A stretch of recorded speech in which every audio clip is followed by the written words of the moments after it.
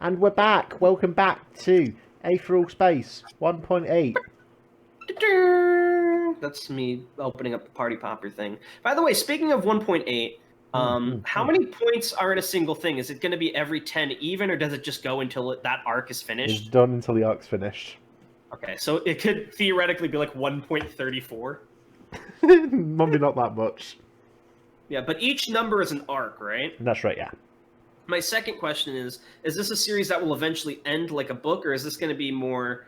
I mean, maybe Worm's supposed to end at some point, but is this going to be more like Worm style, where you're just going to keep going until you decide it's enough? You know Worm ended, right? It did? Yeah, years ago. Oh, I didn't know that. I never finished Worm because I was really into it and I was reading it, but then like something came up, and I'm the kind of person who like once I haven't touched a game or a book in like a week, I just can't resume it because it's been too long. Do you know what I mean? Yeah. Well, maybe discovering Worm with someday in the JRPGs. future. Maybe. I'm sure someone's already done that. If you want discovering Worm, leave a comment down below. I only got up to... I don't want to spoil anything on Worm. I only got up to, like... I was still in the first arc, but I got to, like... I don't know. Was I in the first arc? I'm trying to remember what happened without spoiling it. It was, like... They had just... It was, like, the racist group had gotten doxxed, I think. Oh, yeah, I know what you mean. Yeah, so I wasn't that far, but I got a good way into it, but I just got busy and didn't have a chance to read it. Okay, are we ready for this now? Yeah. Not Worm? Go on. But I never answered your question. There is an ending in mind. I know how it's going to end. Okay. Because my question is, and I don't know if people would buy it because you're putting it up for free already, but I would personally purchase this as a book if you plan to ever get it published. Well, maybe someday. That would be pretty epic. You could make Aetheral Space merch. My Dragon figure on my desk. My plush Muzazi. Please. All right. No, you could have like little buttons of all the characters in like chibi form. Be cute. Okay. It was hard to believe the place had been a hangar half an hour ago. A toy Muzazi... Oh, so this is like after the fact. A toy Muzazi strode through the field of burning rubble, maneuvering around the huge shards of scrap metal that had lodged themselves into the ground like stakes. More than once, he was forced to look away as he stepped over a melted chunk of armor or a discarded limb. The rebreather he was wearing made the smoke a non-issue to his lungs, but it still stung in his eyes. The whole left side of the building had been destroyed by the explosion, a colossal concussive force blasting it into devastation. The ship the hangar had been holding was a flaming wreck, too. At the very least, the criminals wouldn't be able to attempt an escape with it now. Oh, this is the fucking Kalis Breck arc. Not that they'd be going anywhere without their leader. They'd found the one called Skipper underneath a pile of corpses, apparently. The brave soldiers who'd been apprehending him when he attacked. The man's aether must have been magnificent to allow him to not only survive the original blast, but the period of burial, too. It hadn't been perfect, though. The only thing attached below his left shoulder was a bloody, smoking stump, the wound already half cauterized by the attack that had caused it. Foolishness. Skipper had exercised more force than his body could sustain, and he'd lost an arm for it. He hadn't even managed to escape with the attack. All he'd accomplished was the murder of innocent supremacy personnel. Okay, so Skipper's still alive. So Muzazi's at the scene where they're all pointing at Dragon, right? Well, no, this is afterwards. Oh, so I guess Dragon already got... Well, I guess we'll find out. But this is after the fact, where the guy's pointing at Dragon. Yeah. Right? After the fact. Okay. Skipper still grinned impertinently from the ground as Muzazi approached, flanked by two guards. His arm and legs had been bound with neverwire, their dull red glow impeding any use of aether. Ooh, finally, the anti-aether. Muzazi narrowed his eyes. Was it worth it? All these lives? I don't remember the voice I had from originally. He's a little less edgy, I think. He's very earnest, but like serious. Monotone, he's like serious but earnest. If I didn't he have like a monotone? You gave him a bit of a monotone, yeah. But he's not as much as a robot as I think you did, though. Was it worth it? All these lives? Skipper cocked his head, still smirking even as he winced in pain from his missing arm. You tell me, champ. We aren't the only ones who started this little fight after all. The lack of morality was obvious. He'd have no luck appealing to his man's... Is it supposed to be this man's? This man, yeah, that's what I said. His man's. Whose man's is this? Plot twist, Muzazi married to Skipper? This man's sense of shame. Whose man's Muzazi's this? finger tapped against the hilt of the sword. Where are your comrades? Ruth Blaine and the other one. Did they escape? Where is Dragon Hadrian? So you didn't get him then, nodded Skipper, clutching his stump. Good news. That's good news. I don't know where the kid is, champ, but I wager that wherever he is, it's safer than your little game. The sword came out in an instant, the blade tickling against Skipper's throat. The man only rolled his eyes. Muzazi spoke quietly, dangerously. Don't play games with me, dissident. Where is Hadrian? What did you do to him? The skipper gave him a strange look, brow furrowed. You really don't know, huh? Tell me. Skipper's eyes flicked to the left and then to the right, taking in the guards flanking Muzazi and the other soldiers arriving on the scene. Nah, he said after a moment. I don't feel like I've got an appreciative audience here. Muzazi grunted in frustration, sheathing his sword in a single smooth motion. As much as he might like, he couldn't simply have the man executed yet. Take him for interrogation, he said, turning on his heel and striding away. I want locations by sundown. Sir, said one of his guards, Prescott, he thought, as they walked. His voice was mild, calm. Oh. Sir. His voice was mild, calm, every word, just a gentle suggestion. If I may offer an opinion, if his associates escaped from the scene of the crime, I'm not sure how likely it is that he'll know their locations. Muzazi bit his lip. There may have been a prearranged rendezvous point, just in case this kind of scenario occurred. Prescott nodded, smiled, and stepped back. Of course, sir. Prescott is that guy who has his eyes closed all the time. The fucking Brock of Aetheral Space. I'll turn this frying pan into a drying pan. When Prescott opens his eyes. The second person Muzazi had come to see was damaged as well, only much more lethally. The corpse of the huge pugnant lay on an automatic floating stretcher, the fabric buckling under his considerable weight. His eyes were open, along with his mouth, full to the brim with dried blood. Not the most enviable way to leave this world, mused Prescott, rubbing his chin. To die fighting, said Muzazi softly, hand tightening around luminescence. I suppose that couldn't be so bad. If you say so, Mr. Muzazi, Prescott smiled. The man was always smiling. Do we know who he was? A local thug with... do we know who he was Muzazi. Yeah. Do we know who he was? A local thug, we think. Works for an individual called the Hyena. The second guard shot Prescott a surprised look, but he took no notice. Muzazi furrowed his brow. He didn't quite understand that strange interaction. The Hyena, he said, turning. Is there a way I can get in contact with this gentleman? Oh, one gentleman that there? should be an A. Yeah. Yeah. As he spoke, he could see the one called Skipper being taken away in the distance. Silver capture gel had hardened around his arm and legs. I assume that should be arms and no period there. Oh, yeah. Arms and Well, legs. no arm. Preventing his... Right, but no period there, right? Yeah. And he was being carried into a transport by an automatic stretcher, much like the one holding the pugnant's corpse. Prescott's smile spread just a tad. Well, now that you mention it, sir. Oh, Prescott's a fucking devil. Ruth Blaine had never been any good at laying low, so she usually just didn't bother, which made situations like this one especially troublesome. She'd managed to snag a hoodie from a washing line outside a shack on her way out of the district, and so she was now walking with the hood up, concealing her face as much as possible. It was a different kind of camouflage from the kind they'd used back home, blending into crowds rather than forests, but the principle was the same. Her hands, stuffed into the pockets of the hoodie, fidgeted nervously. She had to stay calm. That was the most important thing. As long as she stayed calm, she could fix everything. So, what was the situation? They'd arrested Skipper. Maybe Bruno and Serena, too, but she couldn't be sure. They were important prisoners, so they'd be taken to somewhere well-guarded. Or shot in the street. Ruth shook her head as if to dislodge the intrusive thought. No, she shouldn't think like that. If she assumed the worst, then everything she could do was pointless. The most well-guarded place on Caelus Breck was probably the tower in the center of the city. From what Skipper had told her when they were coming in, that was where the security forces operated out of, as well as the planetary government. Wait, if the planetary government operated out of the tower, didn't that make it less likely they'd keep Skipper there, since he was so dangerous? Or did that make it more likely? Ruth bit her lip anxiously, face locked into an expression of intense concentration. Planning like this wasn't her strong suit. She much preferred following orders than giving them. Even if Skipper, and maybe Bruno and Serena, were being kept in the tower, could Ruth really do anything to free them? The operation to grab the Cogitant had been tough enough, and that had been on a much smaller ship. At any rate, the special officer would be... is that word?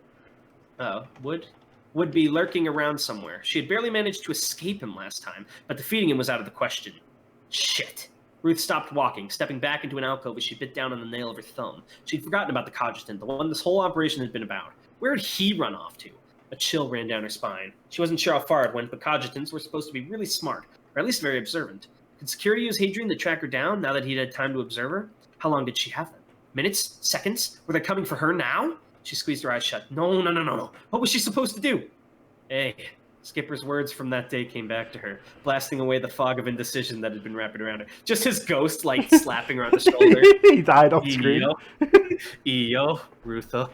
His gently smiling face lit by a burning red sun. His hand extended to lift her up from the ground, her gun pointed at the stranger. He didn't even glance at the weapon. It's okay, he said, still smiling. You're okay. Calm down. Aw, she's got anxiety problems. She's just like me. Except she's Ruth got like opened her skeleton outfits. It's Sans. Skeleton bow. Da-da-da-da. Her heavy breathing growing steadier, It's calmer. fucking Dragon to hallway. On days like Have a bad these, time, kids God. like you should be burning in hell, Dragon. It was okay. She was okay. If they were keeping her friends in the tower, then a frontal assault would be suicidal. Her head would be cut off by that swordsman before she got through the front gates. Sneaking in would be the only way. Break the big task down into manageable chunks. Right. I really like this. This is how people handle anxiety. Can confirm. Very, very cool, Tan. My scroller's now messed up. Hold on. Google's Your being weird. script is broken. Let me refresh real quick. Yeah, Google Chrome in general is being really laggy right now. Sorry, just a sec. It's because Dragon's can't hacking even- your mainframe. Oh god, I can't even refresh the page. Hold on. Alright, we were on page 5, right? The viewer's reading ahead of you. No. So, she needed a way in, a disguise, and the location where her comrades were being held. A way in. If she had a good enough disguise, she could presumably just walk in, but she couldn't rely on that. Could she bribe someone to let her in? Probably not. Most people like to be bribed with money, which she didn't have. A disguise. It would be no trouble to beat up a guard and take his uniform, but would that be enough? Wouldn't some kind of genetic scan be required as well? Ugh. This would have been no trouble for North if he were still around. Dead friend, I presume. Oh, The location. Anyone important enough to have that information would presumably be spending most of their time in the tower, so she couldn't get that information until the infiltration was already underway.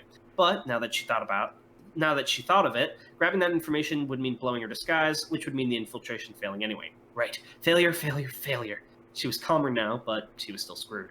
All this damn planning. This wasn't her role in the team. Skipper was the one who took care of it. Even Bruno and Serena could do better given their experience. She was a fist that punched faces, and that was a role she was more than happy with. See, this is why I see her teaming up with Dragon, because Dragon would be the brains and she would be the punchy punch. If she couldn't do this by herself, could she find allies? Hire local mercenaries? No, she just ran into the money problem again there. It was like she was stuck inside a maze, and every time she tried to take a path, a new wall rose up to block her way. The barrel of a gun settled against the back of her head. The metal was cold against her body, ruthless. She stood ruthless, because she's Ruth. Was that on purpose? No, but I like it. She took in a sharp breath. Security? Can I talk to you for a quick second? Asked Dragon Hadrian. I knew it! Put some Also, guns to I the thought back he of just your head. got fucking slaughtered by some dudes. What happened? Like, Skipper fucking blew the building and ran for it. Oh. Ruth's heart beat like a jackhammer. With her Aether, she could possibly withstand even a few point-blank shots, but her body was still under the impression it was about to have its eyes melt out of its sockets. She gulped, doing her best to keep still. Sure, she said as evenly as she could. Right here or... No, said Hadrian. There was a bit of shakiness to his voice. Was he nervous about threatening her? Security patrols will start coming through here in 4 minutes or so. There's a car down this alley. We'll talk there. Oh my god, are they going to team up? Because that would be basically... That would be pretty awesome. Buddy cops. Buddy cops. Ruth's brow furrowed. Why was he trying to avoid security? She'd have thought he'd be eager for them to find him. Still, she wouldn't argue with a nervous pistol. Okay, she said slowly. I'll just turn around and walk down that alley, yeah?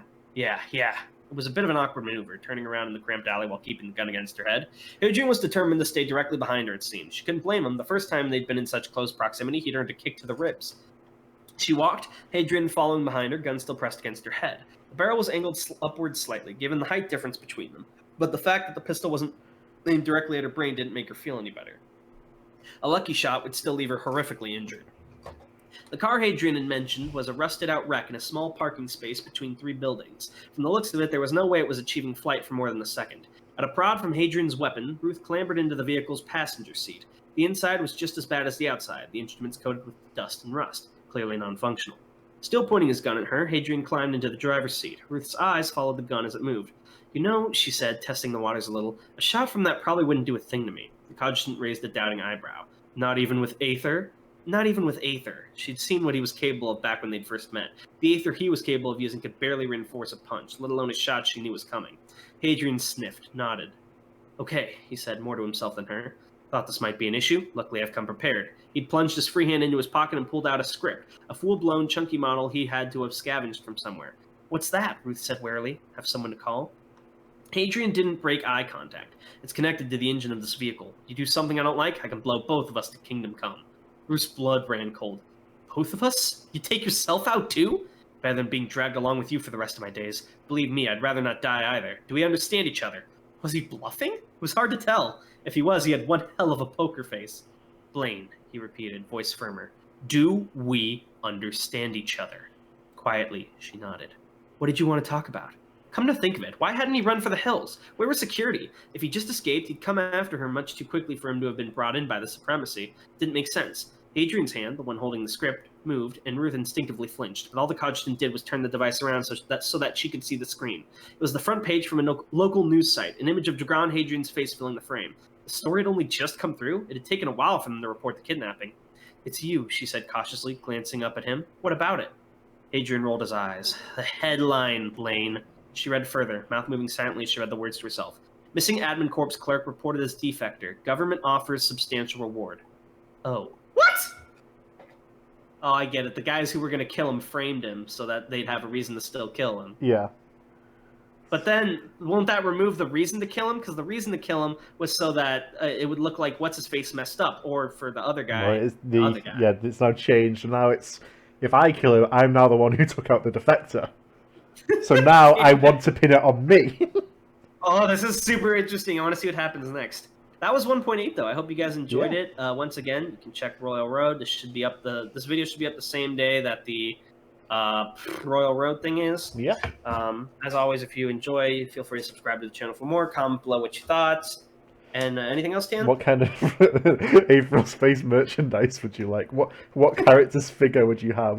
Would you want your Prescott? I would definitely take Blaine. Blaine seems like the waifu so far. I can't believe you said this. You said, hell, ever since, what was it, 1.1 or 1.2, you said she had a fang. That's my weakness. Oh my god. The single fang. You've removed the S there, but okay. Oh, I didn't know she had multiple. That's slightly less epic. Well, thank you everyone for listening and watching. Yeah. Bye! Maybe even smelling if you're in the room. Oh. Bye. Not bad, sorry. Bye! Now bye! Bye! Bye, bye!